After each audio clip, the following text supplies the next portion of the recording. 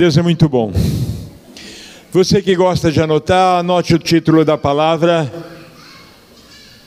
Anota em altar visitado ou altar habitação. Bora lá? Altar visitado ou altar habitação. Deus é bom. O tempo todo Ele é muito bom. 2 Coríntios, bora lá?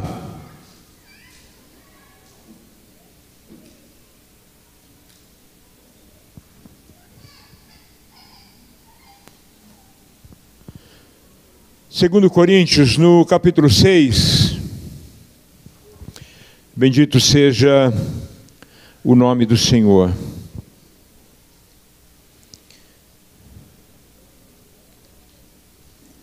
A partir do versículo 11, 2 Coríntios 6, 11, diz assim: falamos abertamente a vocês, coríntios, e lhes abrimos todo o nosso coração. Não lhes estamos limitando o nosso afeto, mas vocês nos estão limitando o afeto que têm por nós. Numa justa compensação, falo como a meus filhos, abram também o coração para nós. Não se ponham em julgo desigual com os descrentes, pois o que tem em comum a justiça e a maldade? Ou que comunhão pode ter a luz com as trevas? Que harmonia entre Cristo e Belial? Que há de comum entre o crente e o descrente? Que acordo há entre o templo de Deus e os ídolos? Pois somos santuários de Deus vivo. Como disse Deus: habitarei com eles e entre eles andarei. Serei o seu Deus e eles serão o meu povo. Portanto, saiam do meio deles e separem-se, diz o Senhor. Não toquem coisas impuras, e eu os recebereis. E lhes serei pai, e vocês serão meus filhos e minhas filhas, diz o Senhor Todo-Poderoso. Altar que recebe visitação ou altar habitação? Esse texto fala exatamente disso.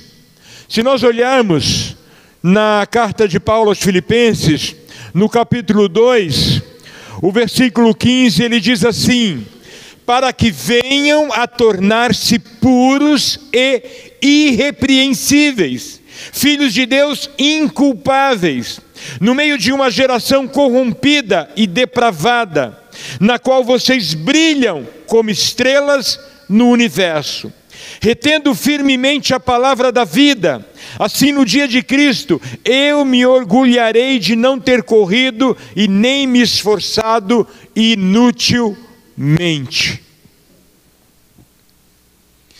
Queridos, Deus quer que eu e você sejamos um coração totalmente dele. Que sejamos templos, não que recebem visitação, mas templos, habitação. Sabe por quê? Nós não somos templos, habitação, exatamente porque Paulo está dizendo que nós somos contaminados, diariamente contaminados com valores, com princípios, com moral deste mundo, deste século. Nós convivemos perfeitamente bem com todo tipo de lixo que permeia a nossa volta. Nós convivemos muito bem com todo o lixo que a internet propõe. O texto que Paulo fala aos Filipenses é: incontaminados, filhos de Deus sem mácula, sem defeito, irrepreensíveis no meio de uma geração perversa. O original fala de uma geração espiritualmente perversa e pervertida. Isso está mostrando qual é o contexto em que vivemos. E ele diz que nós precisamos ser luz. Olha que interessante. Luz. Você vai perceber que uma pequena luz, ela é percebida num ambiente muito escuro. Apaga todas as luzes, por favor.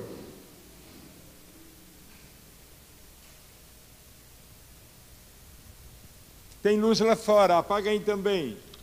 Ah, tem luz lá fora. Você está percebendo? Onde houver um facho de luz, ela compromete a escuridão. Pode apagar, pode acender, perdão.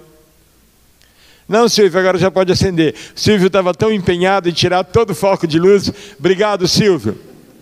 Queridos, se houver um foco de luz, compromete a escuridão. Se aonde você está, a escuridão reina, sem nenhum problema, porque falta luz suficiente para comprometer aquele ambiente. Você já viu falar numa lanterna de escuridão? Você chega com a lanterna, a hora que você liga a lanterna, tudo fica escuro. Inconcebível isso, né? Impossível. Queridos, há um desafio da palavra de Deus para nós nesses dias. Ser luz em meio a essas trevas tão densas dos nossos dias. Queridos, a palavra de Deus traz muitas referências sobre luz. Quando Jesus fala com os discípulos, o que vocês saíram ver no deserto? Um homem eloquente, sábios em palavras, com vestes reais? Não, isso vocês encontram no templo. Vocês só foram ao deserto porque ele não é um caniço agitado pelo vento, é um facho de luz. Foi isso o testemunho de Jesus sobre João Batista. Havia tanta luz de Deus nele, que o pessoal deixava de ir no templo, ali na esquina da casa, para andar quilômetros, lá no deserto onde ele estava, para ouvir a palavra. Porque havia uma luz de Deus nele. Quando os discípulos foram visitados, no dia de Pentecostes, a Bíblia diz que foram repartidas como línguas de fogo, línguas que os envolveu completamente. Eles foram submergidos, eles foram imergidos completamente naquela luz, ou seja, eles receberam um batismo de fogo, e a partir dali, eles se tornaram atração natural. A Bíblia não diz que eles saíram convidando o povo porque Pedro tinha algo para falar para eles. A Bíblia não diz que saíram desesperados, gritando e convocando: gente, vem, porque Pedro tem algo para falar para vocês. Não, a luz que irradiava deles atraiu a multidão. Havia luz neles. Hoje falta luz em mim e em você. Somos cristãos completamente adaptados ao sistema, completamente adaptados ao que o mundo propõe. Por isso nós temos que desesperadamente chamar as pessoas para ir para a célula. E desesperadamente convidar as pessoas para vir à igreja. Porque falta luz em nós que pode atrair as pessoas. Deus quer uma mudança nesse quadro. A religiosidade tomou conta de nós. Nós estamos adaptados e completamente adaptados ao sistema, queridos. Completamente adaptados. Lucas, no capítulo 3.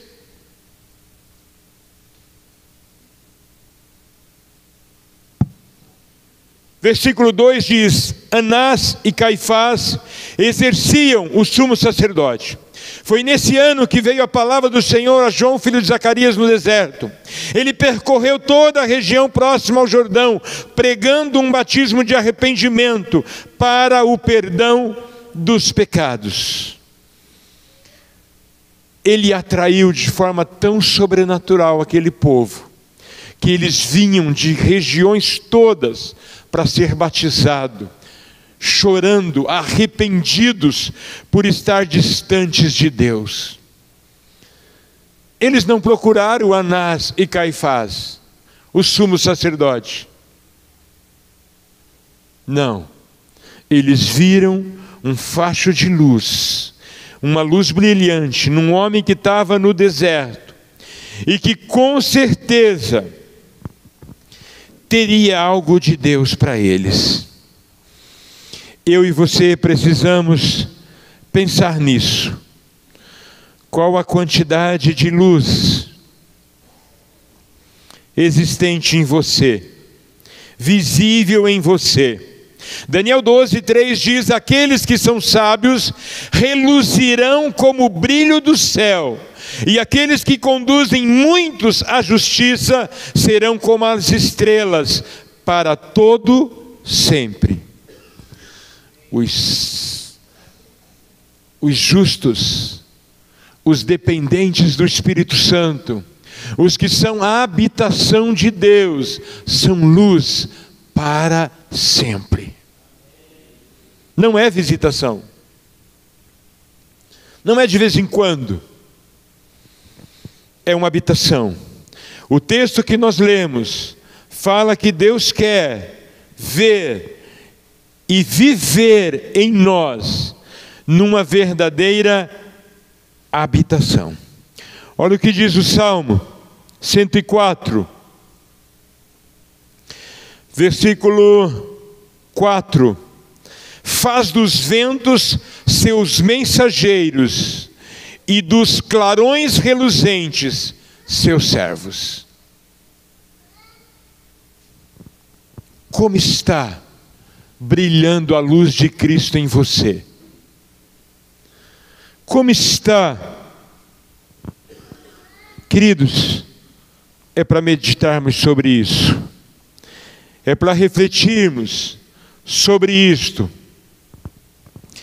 Queridos, o avivamento no país de Gales, no início do século XX, pelos anos 1900 e pouquinho, foi algo tão tremendo, queridos, tão impressionante, que eles começaram a demitir policiais, porque não precisava aquela quantidade. Juízes começaram a ficar ociosos, que não tinha causas para julgar. As pessoas que visitavam o país voltavam transformados, porque Deus visitou aquela nação de uma forma tão impressionante, que tudo que era trevas foi embora. Isso é impressionante. Isso é incrível. Zacarias profetiza que nos nossos dias, um homem, não 10 homens, iria agarrar alguém pelas mangas e dizer: por favor, fale de Deus para mim. E está chegando esse tempo.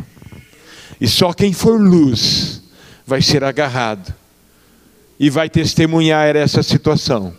A pessoa fala: o que acontece com você? Você é diferente. Quero saber o que acontece com você. Como você vive? Do que se alimenta? Como se relaciona? Tem segredo aí? Eu quero conhecer. Charles Finney, um avivalista, que quando chegava na cidade, queridos, algo acontecia na cidade. Porque havia tanta luz, tanta habitação de Deus, tão cheio de Deus, que aonde ele chegava, havia um impacto naquele lugar. E a história conta que ele chegou em uma empresa, e uma mulher fez uma brincadeira maliciosa sobre ele, E imediatamente ela foi tomada de um pavor, de um medo, que ela começou a entrar em crise. E as colegas de área de trabalho vieram e tentaram ver o que estava acontecendo com ela. E outros setores, a fábrica parou para ver o que estava acontecendo. E este homem pregou, e até o dono da empresa se converteu. Quase todos os funcionários se converteram diante da presença de Deus na vida daquele homem. Nós estamos tão adaptados ao pecado que viemos tomar ceia em pecado.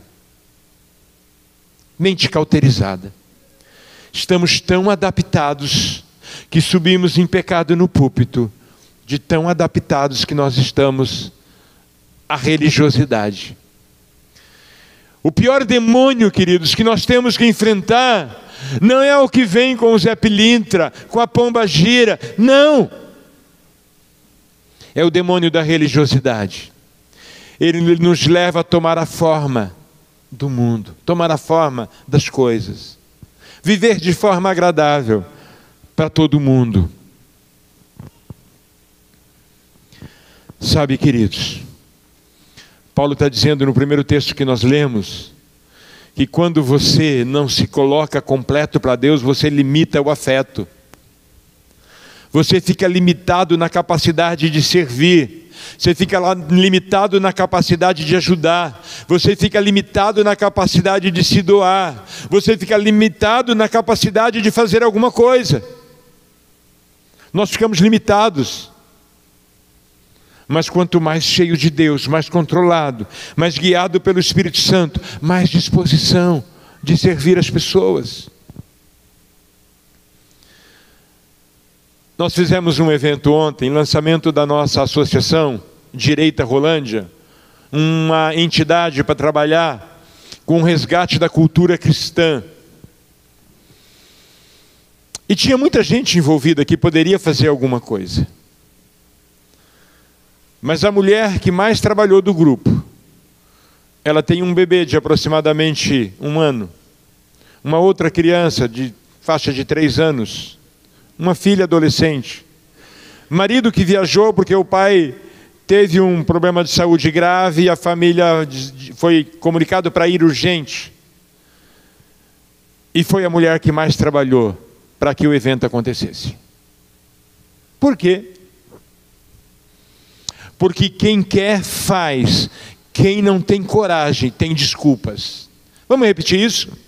Quem não tem coragem tem desculpas.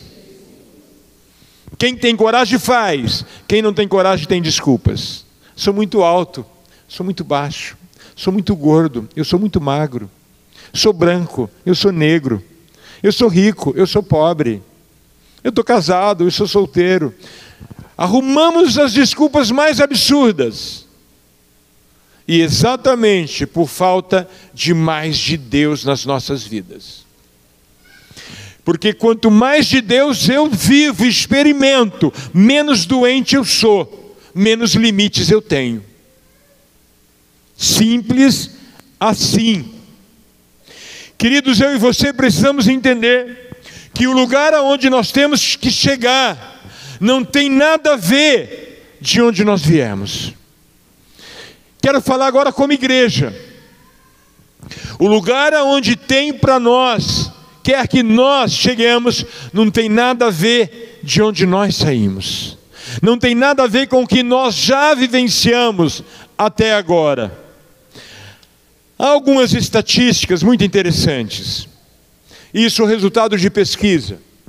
Existem igrejas bloqueadas no seu crescimento na faixa de 80 a 100 pessoas. Igreja que nunca saiu desse patamar.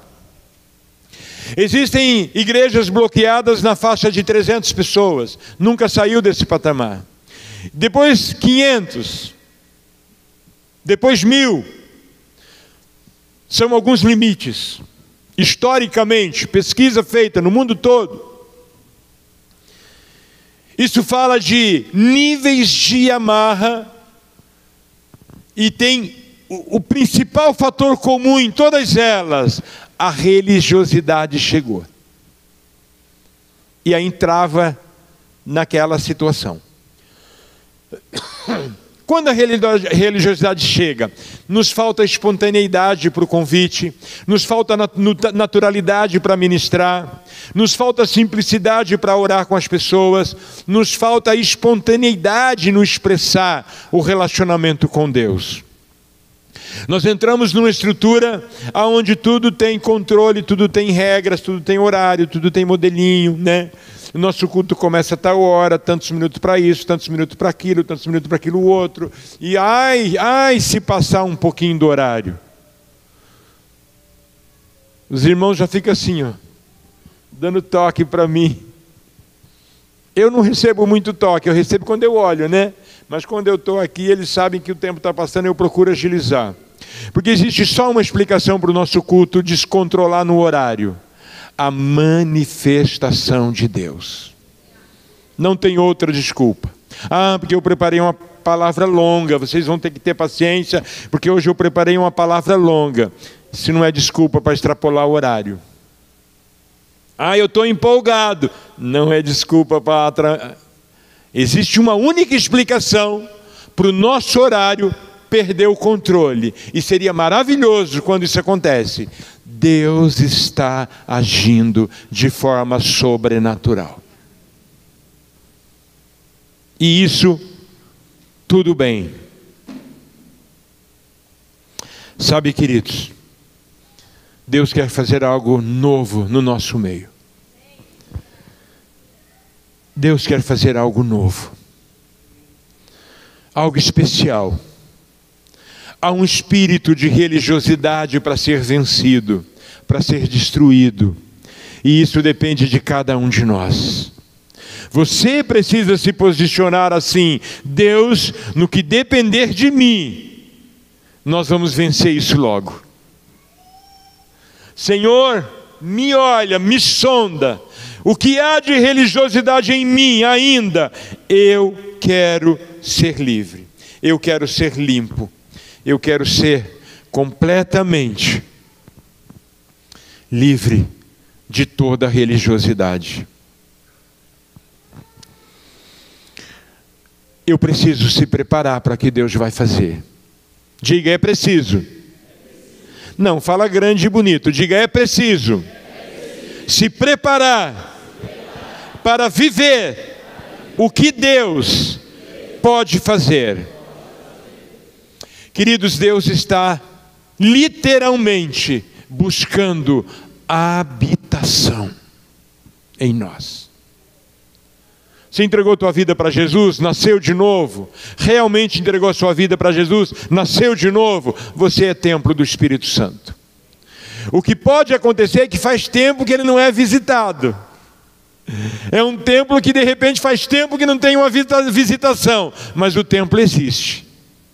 Mas a vontade de Deus é fazer de mim e de você habitação, lugar de habitação.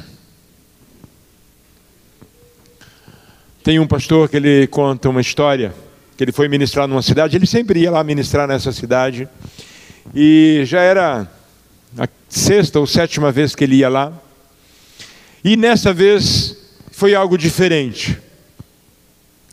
Quando ele estava ministrando, o Senhor falou: meu espírito paira sobre este lugar. E ele falou: Senhor,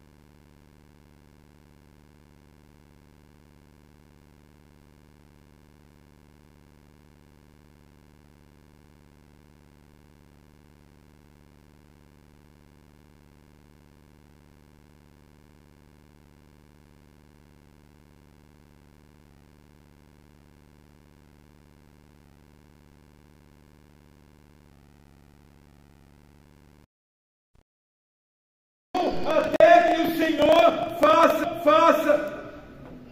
Isso é greve de fome.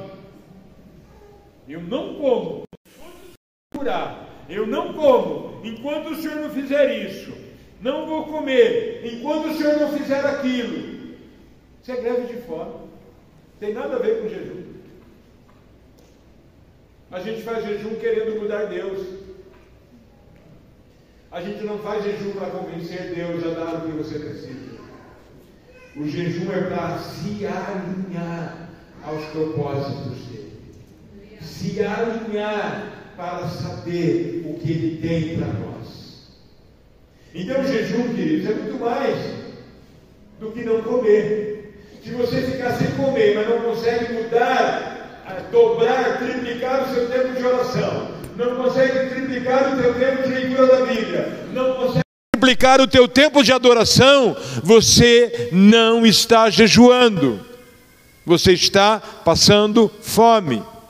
Mas acaba sendo bom para o corpo, né? Já desintoxica, já ajuda.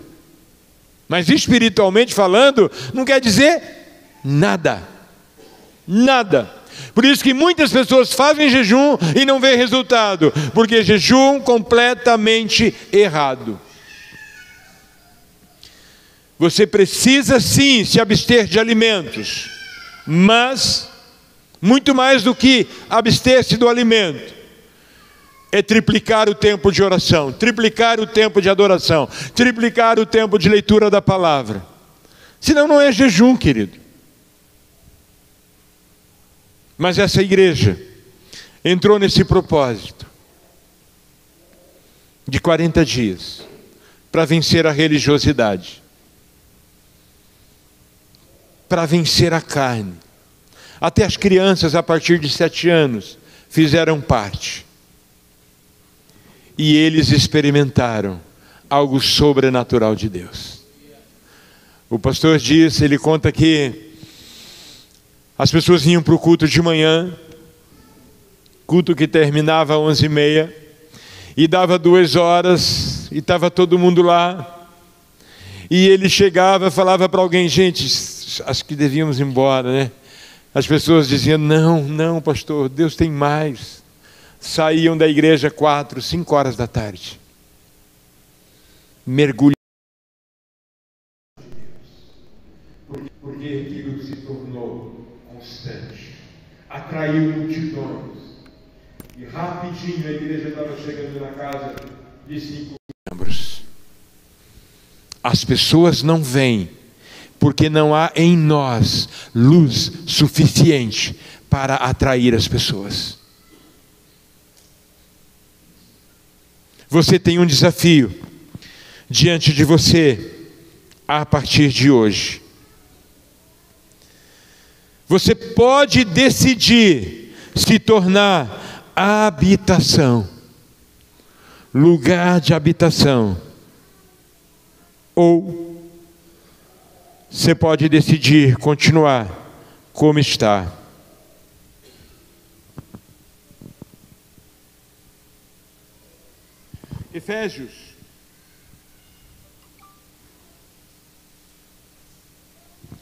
Efésios no capítulo 2, versículo 22. Nele vocês também estão sendo juntamente edificados para se tornarem a habitação de Deus por seu Espírito. Edificados para se tornar a habitação de Deus. Queridos, isso é maravilhoso. Tornar a habitação de Deus é o desafio da palavra de Deus para mim e para você. Olha o que diz Tiago, capítulo 4, versículo 4. Adúlteros, vocês não sabem que a amizade com o mundo é inimizade com Deus? Quem quer ser amigo do mundo faz-se inimigo de Deus. Aqui adúlteros, não é adúlteros que se adulteram com homens e com mulheres, é adultério espiritual. Aqui está falando de crente que tem uma aliança com Deus, mas tem um caso com o capeta. É noiva de Cristo, mas tem um casinho secreto com demônios. E ele está dizendo: adúlteros, vocês não sabem que a amizade com o mundo é inimizade com Deus? Ele está dizendo: você que se conforma com o sistema, que vive ligado ao sistema, que desfruta do sistema, que naturalmente participa do modelo, isso é adultério espiritual. Queridos, nós temos um grande desafio diante de nós. Queridos, ele está falando com a igreja, tá? Tiago está falando com os crentes. Ele escreveu para os crentes. Por 15 vezes na carta ele diz: meus irmãos. É para crente que ele está falando. E aqui ele está falando de adultério espiritual. É isso que ele está dizendo aqui. De parceria com coisas mundanas.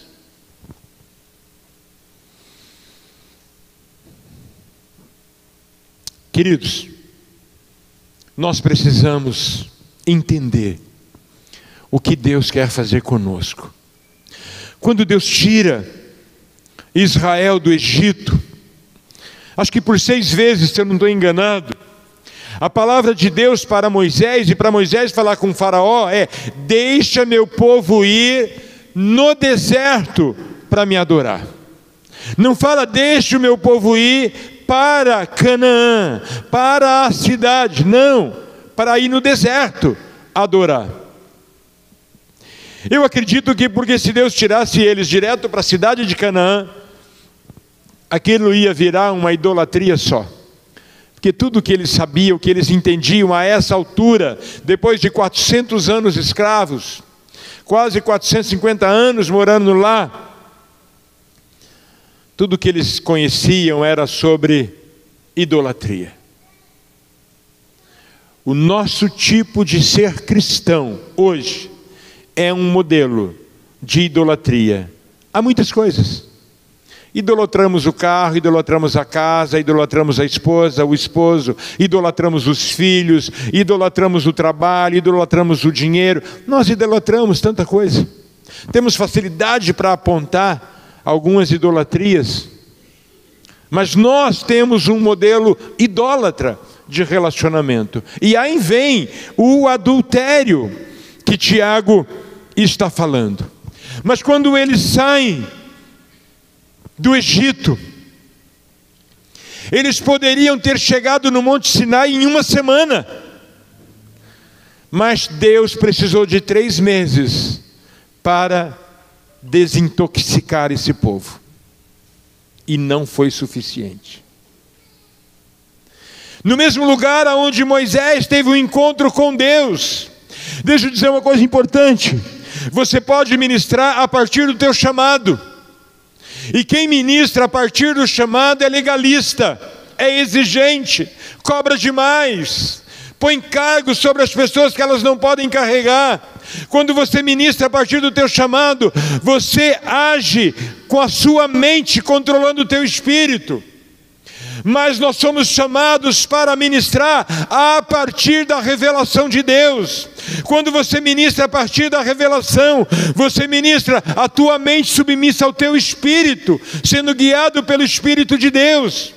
Moisés, quando entendeu que ele tinha o chamado com 40 anos, ele entendeu o chamado, ele partiu para achar que o povo ia aceitar ele, que os israelitas iriam aceitá-lo. E ele viu 2 brigando, um egípcio maltratando um judeu, ele já interferiu, matou o cara. Quando a gente ministra a partir do chamado, a gente faz besteira.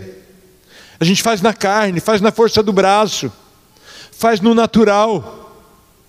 E não deu certo. E Deus convida Moisés, fala: Moisés, bora para a escola comigo. E ele vai para o deserto, 40 anos, e aí ele tem uma experiência com a revelação de Deus, e nessa experiência a sarça está pegando fogo, o fogo de Deus, Ele vê o fogo, ele é atraído por aquele fogo.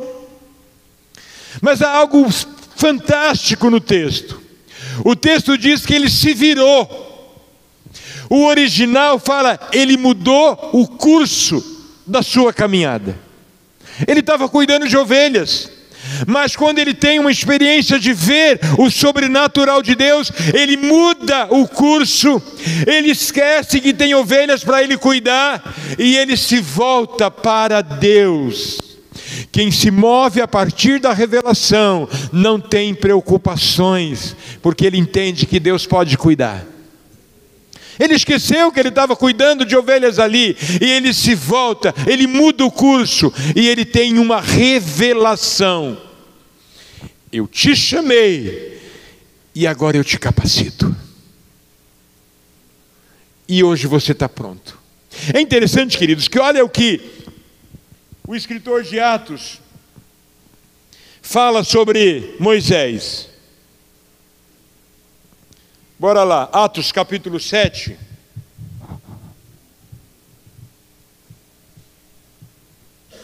Atos capítulo 7.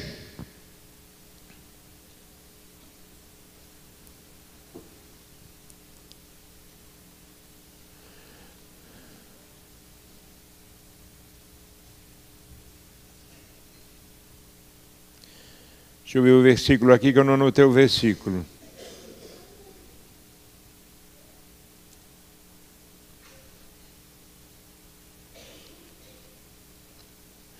Ah, não é o capítulo 7 não, perdão. Mas é Atos, não lembro, acho que é Atos 19.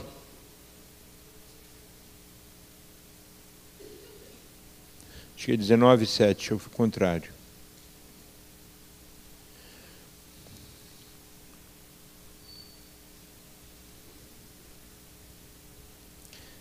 Fala de Moisés.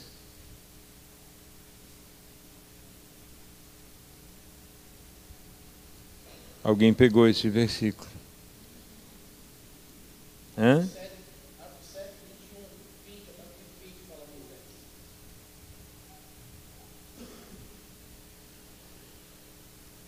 7:20? Poxa, eu achei que eu tinha olhado todo o 7 e não achei. Vou voltar lá.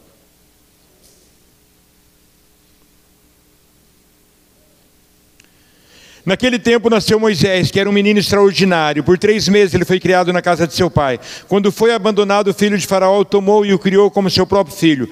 Moisés foi educado em toda a sabedoria dos egípcios e veio a ser poderoso em palavras e obras. Olha aí, poderoso em palavra. Este homem que tinha se tornado poderoso em palavras, nesse encontro com a revelação de Deus, ele diz: eu não sei falar. Quando nós temos uma revelação de Deus, nós nos esvaziamos de nós mesmos e entendemos que Ele é tudo o que eu preciso. E a partir da revelação, este homem tem uma experiência incrível para conduzir o povo a uma experiência também com Deus. Um trecho que poderia ser coberto em 1 semana, eles levaram 3 meses para chegar no Monte Sinai. E lá no Monte Sinai, eles recebem a revelação, eles recebem o entendimento do sobrenatural de Deus. E de novo, eles têm problema. Olha que interessante, queridos. O Moisés, que teve o melhor do Egito, morou na melhor casa do Egito, tinha empregados à disposição, a melhor comida, a melhor estrutura, tudo que você tem de bom e de melhor no conhecimento, em todas as áreas, ele teve acesso. E ele nunca quis voltar para o Egito. Porque quem tem uma revelação de Deus, nunca mais volta para o Egito. Mas o povo que não tinha a revelação, ficava lembrando de alho e cebola. Fala sério, vamos combinar? Só olha para trás, para quem falta a revelação de Deus. Para quem não falta a revelação de Deus, ele não tem por que olhar para trás. É tão impactante a experiência com Deus, é tão impactante as revelações do Senhor, é tão impactante a habitação do Senhor, que ele não olha para trás. Bendito seja o nome do Senhor. Toda a educação, toda a sabedoria, todo o conhecimento, todo o dinheiro, toda a pompa, toda a fama, nada disso fez Moisés pensar em voltar atrás. Mas o povo que foi escravo lá estava querendo voltar. Quando eu questiono a vida com Deus, é que me falta mais de Deus em mim. Por isso eu olho para trás. Por isso o que ficou para trás ainda me chama atenção. Ainda diz alguma coisa para mim. Eu e você precisamos decidir se tornar habitação. Não é uma visitação num culto especial. Não uma visitação num momento especial que você tira sós com Deus. Fala nisso, deixa eu fazer uma pergunta. Não precisam responder. Quando foi o último dia que Deus te visitou, você, no teu a sós com Deus? Não foi a habitação normal, ele teve uma visitação especial. Qual foi o dia? Quantos dias fazem isso? Quantas semanas fazem isso? Quantos meses fazem que isso não acontece? Quantos anos que isso não acontece? No seu secreto, no seu a sós, você vivenciar uma habitação, uma visitação tão especial de Deus. Quanto tempo no culto você não tem uma visitação especial de Deus? Há quanto tempo você não ouve Deus? Queridos, Deus quer fazer algo novo no nosso meio e sobre nós. Deus quer fazer. Deus quer fazer. Deus falou ontem comigo lá no evento de uma forma muito especial. Um camarada chegou, teve uma palavra comigo, e na hora o Espírito Santo falou: isso poderia ser muito maior. Deus me puxando a orelha, porque se eu fosse mais cheio de luz, seria mais diferente.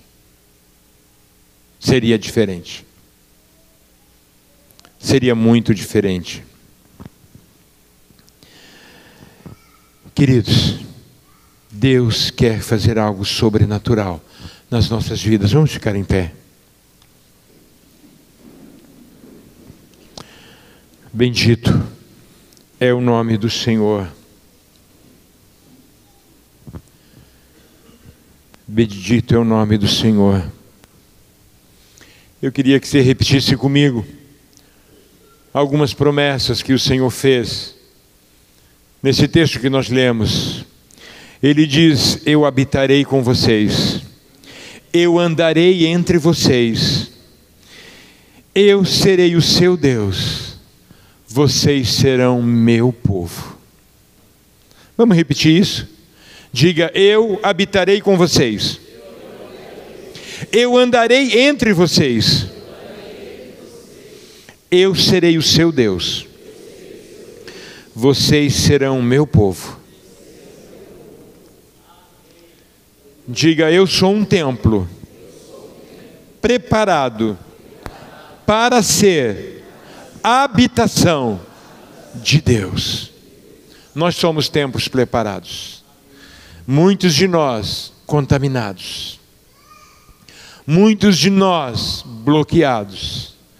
Muitos de nós cheios de impedimentos para essa habitação. Deus quer mudar a nossa história. Deus quer mudar a nossa história como igreja, queridos. Como igreja.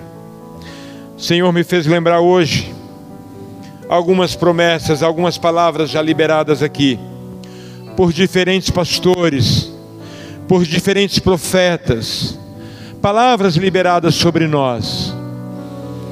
E chegou o tempo de nos posicionarmos. Chegou o tempo de pagarmos um preço para vivenciarmos o sobrenatural de Deus, para experimentar o que Deus tem para nós. Eu quero te desafiar a tomar a atitude de romper com a religiosidade. Eu quero que você tome uma posição de dizer: Deus, eu quero sair de onde estou. Eu quero ir para lugares aonde eu nunca estive. Eu quero viver o que eu nunca vivi. Eu quero experimentar o que eu nunca experimentei, em termos de habitação, de relacionamento, de dependência, de luz do Senhor em mim. É uma posição que tomamos, queridos.